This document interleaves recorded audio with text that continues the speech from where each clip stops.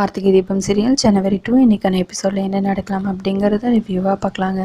அருண் தண்ணியில் விழுந்த டென்ஷனில் உடனே தீபா சிதம்பரத்துக்கு கால் பண்ணுறாங்க. என்ன நினச்சிட்ருக்கீங்க, நீங்கள் என் ஃபேமிலிக்கு ஏதாவது தொந்தரவு பண்ணிங்கன்னா நான் மனுஷியே இருக்க மாட்டேன் அப்படின்னு சொல்லவும், என்ன நீ விட்டால் ஓவராக பேசிகிட்டே போயிட்டுருக்க, என்ன ஊன் லெவலுக்கு என்ன இறக்கி பார்க்குறியா, நீ இப்போ முளைச்ச கேளான், நான் சுடு தண்ணி எடுத்து ஊற்றி அப்படியே அடிச்சிருவேன் உன்னை, பேசாமல் நான் சொன்ன மாதிரி வந்து பாடி கொடுத்துட்டு போயிரு அப்படின்னு சிதம்பரம் சொல்லுவோம். இங்கே பாருங்கள், இந்த மாதிரி மிரட்டுற வேலையெல்லாம் வச்சுக்காதீங்க, அதுக்கப்புறம் நான் கார்த்திக் சார்கிட்ட சொல்லிடுவேன் அப்படின்னு தீபா சொல்ல, நீ சொல்லு, நீ சொல்ல மாட்டேங்கிற தைரியத்தினால தானே நான் இப்படி இறங்கி அடிச்சிட்ருக்கேன்.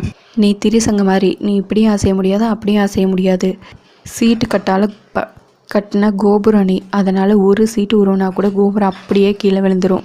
ஏழை பொண்ணாச்சே, நல்லா வாழ்ந்துட்டு போட்டோன்னு பார்த்தா நீ என்னடானா ஓவராக பேசிகிட்ருக்க, பேசாமல் வந்து பாடி கொடுத்துட்டு போயிட்டேன்னா உனக்கு நல்லது அப்படின்னு சிதம்பரம் சொல்லணும். இங்கே பாருங்கள், அந்த மாதிரியெல்லாம் பண்ண முடியாது, எக்காரணத்து கொண்டு உங்களுக்காக நான் பாட முடியாதுங்கிறாங்க தீபா. நீ உடனே சரின்னு சொல்லியிருந்தா கூட போட்டி இந்த அளவுக்கு விறுவிறுப்பாக இருந்திருக்காது, இப்போ தான் மசாலா ஆட் பண்ண மாதிரி போட்டியும் விறுவிறுப்பாக இருக்க போகுது அப்படின்னு சிதம்பரம் சொல்லவும், இங்கே பாருங்கள், உங்களால் முடிஞ்சதை நீங்கள் பார்த்துக்கோங்க, கண்டிப்பாக உங்களுக்காக நான் பாட மாட்டேன் அப்படின்னு சொல்லிட்டு தீபா ஃபோனை கட் பண்ணிடுறாங்க.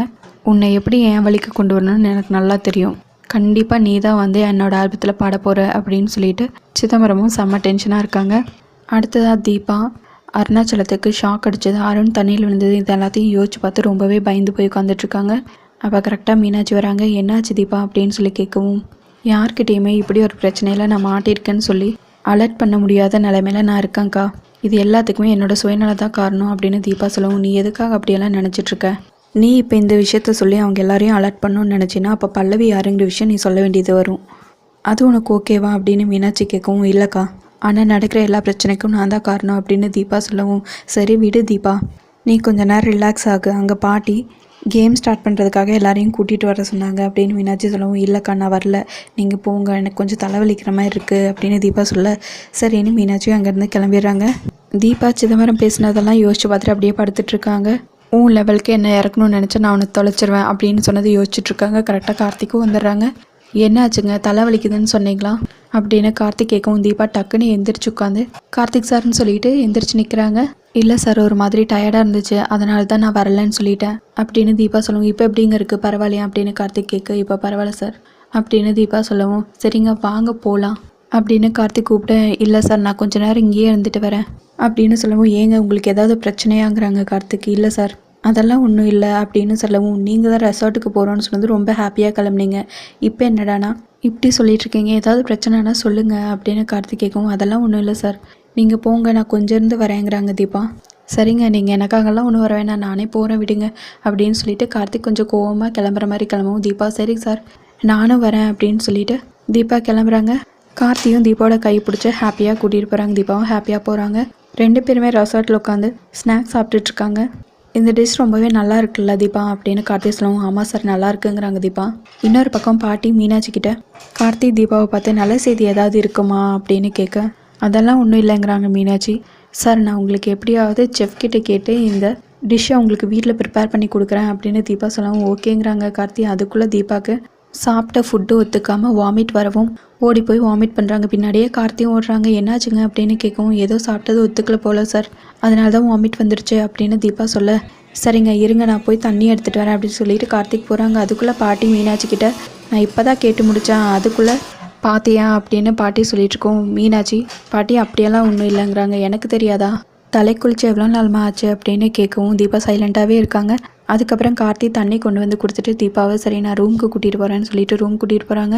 என்ன நான் கேட்குறதுக்கு பதில் சொல்லாமையே போகிறா அப்படின்னு பாட்டி கேட்கவும், மீனாட்சி நடந்த எல்லா விஷயத்தையும் சொல்கிறாங்க. இதோட பிரச்சனையா, வாழ வேண்டிய வயசில் இப்படியா இருப்பாங்க, என்கிட்ட சொல்லிட்டல, இனிமேல் நான் எல்லாத்தையும் பார்த்துக்கிறேன் அப்படின்னு சொல்லிட்டு பாட்டி மீனாட்சியை கூட்டிகிட்டு அங்கேருந்து கிளம்பிடுறாங்க. இன்னொரு பக்கம் கார்த்தி தீபாவை ரூமில் கொண்டு போய் விடுறாங்க. நீங்கள் இங்கேயே ரெஸ்ட் எடுங்க அப்படின்னு கார்த்தி சொல்லவும், இல்லை சார் நீங்கள் போங்க, நான் இங்கே மேனேஜ் பண்ணிப்பேன் அப்படின்னு தீபா சொல்லவும், இல்லைங்க கொஞ்ச நேரம் நான் இங்கே உங்கள் கூட இருக்கேன், முடியலன்னா சொல்லுங்கள் ஹாஸ்பிட்டல் போகலாம் அப்படின்னு கார்த்தி சொல்லவும், இல்லை சார் வேணாம் அப்படின்னு தீபா சொல்லவும், சரிங்க உங்களுக்கு குடிக்க ஜூஸ் ஏதாவது எடுத்துகிட்டு வரட்டுமா அப்படின்னு கார்த்தி கேட்கவும், இல்லை சார் அதெல்லாம் எதுவும் வேணாங்கிறாங்க தீபா. சரி நீங்கள் ரெஸ்ட் எடுங்க, நான் கொஞ்ச நேரம் இங்கேயே உட்காந்துட்ருக்கேன் அப்படின்னு சொல்லிட்டு கார்த்தியை வெயிட் பண்ணிகிட்ருக்காங்க. உட்காந்துட்டு தீபாவும் படுத்துக்கிட்டு அப்படியே கார்த்தியை பார்த்துட்ருக்காங்க. இன்னொரு பக்கம் பாட்டி ஆடிய பாதத்துக்கிட்ட பாலில் ஒரு மருந்தை கலந்து இதை கார்த்திகிட்ட கொடுக்கணும், இது 100 குதிரையோட வேகத்துக்கு சமம், கரெக்டாக கார்த்திகிட்ட கொண்டு போய் கொடுத்துருவேல்ல அப்படின்னு பாட்டி கேட்கவும், கன்ஃபார்மாக கொண்டு போய் கொடுத்துருவேன், நீங்கள் என்ன சொல்கிறீங்களோ அதைத்தான் நான் செய்வேங்கிறாங்க ஆடியபாதம். ஆமாம் பாட்டி, இந்த ஆள் என்ன உங்களை செல்விமான்னு கூப்பிட்டுட்ருக்காரு அப்படின்னு மீனாட்சி கேட்கவும், அவனுக்கு என்னாச்சுன்னு தெரில, கரண்ட் ஷாக் அடிச்சதுலேருந்து அவன் இப்படி தான் இருக்கான் அப்படின்னு பாட்டி மீனாட்சி கிட்ட சொல்லிட்டுருக்காங்க. அடுத்ததான் அருண், ஆனந்த், அருணாச்சலம் எல்லோரும் உட்காந்து பேசிகிட்ருக்காங்க. தீபாவோட ஹெல்த்தை பற்றி சொல்லிகிட்ருக்காங்க. கரெக்டாக அதுக்குள்ளே கார்த்தியும் வராங்க. கார்த்தி, இப்போ தான் உங்களை பற்றி பேசிகிட்டு இருந்தேன், தீபாவுக்கு எப்படி இருக்குது, திடீர்னு என்ன ஆச்சு அப்படின்னு கேட்கவும், என்னமோ டைஜஷன் ப்ராப்ளம் போல் இருக்குது, இப்போ கொஞ்சம் நல்லா இருக்காங்க அப்படின்னு சொல்லவும், கரெக்டாக ஆடியபாதம் வராங்க. இந்தாங்க பாஸ், உங்களுக்காகவே நானே ஸ்பெஷலாக இந்த பால் எடுத்துகிட்டு வந்தேன், குடிங்க அப்படின்னு சொல்லி கொடுக்க, அது என்ன ஸ்பெஷல் பால் அப்படின்னு அருண் கேட்கவும், இதில் நிறையா ப்ரோட்டீன் பவுடர்ஸ்லாம் கலந்துருக்கு பாஸ், குடிங்க அப்படின்னு சொல்ல உடனே ஆனது, இதெல்லாம் எங்கள் வீட்டில் ரெகுலராக குடிக்கிறதா, நீங்கள் இன்னும் பழைய காலத்துலேயே இருக்கீங்க அப்படின்னு சொல்ல, ஓகே பாஸ், எனக்கு இப்போ தான் அதெல்லாம் தெரியுது, இந்தாங்க நீங்கள் குடிங்க அப்படின்னு எல்லாருக்கும் பால் எடுத்து கையில் கொடுக்குறாங்க. இதை மீனாட்சி பாட்டி 2 பேரும் நின்று பார்த்துட்ருக்காங்க. இவன் என்ன வளவலன்னு பேசிக்கிட்டே இருக்கான் அப்படின்னு சொல்லிட்டுருக்காங்க. அதுக்குள்ளே ஆடியபாதம் எல்லாத்துக்கும் எடுத்து கொடுக்கவும், ஓகே கரெக்டாக வேலையை சொன்னதெல்லாம் பண்ணிகிட்ருக்கான், வா நம்ம தீபா கிட்ட போய் நடந்த விஷயத்தெல்லாம் சொல்லிடலாம் அப்படின்னு சொல்லிட்டு கால் பண்ணுறாங்க தீபாவுக்கு. மீனாட்சி, ஏன் தீபா தூங்கிட்டியா அப்படின்னு கேட்கவும், இல்லைக்கா, தூங்கினா எப்படி பேச முடியும், நான் டிவி பார்த்துட்ருக்கேங்கிறாங்க தீபா. எங்கிட்ட மட்டும் நல்லா மொக்க போட்டுட்ரு, பேச வேண்டிய இடத்துல பேசிடாத அப்படின்னு சொல்லிட்டு தீபாவை அலர்ட் பண்ணி வைக்கிறாங்க. அதோட எபிசோட் முடிச்சிருக்காங்க. உங்களுக்கு இந்த வீடியோ பிடிச்சிருந்தா லைக் அண்ட் சப்ஸ்கிரைப் பண்ணி நம்ம சேனல் சப்போர்ட் பண்ணுங்கள். தேங்க்யூ.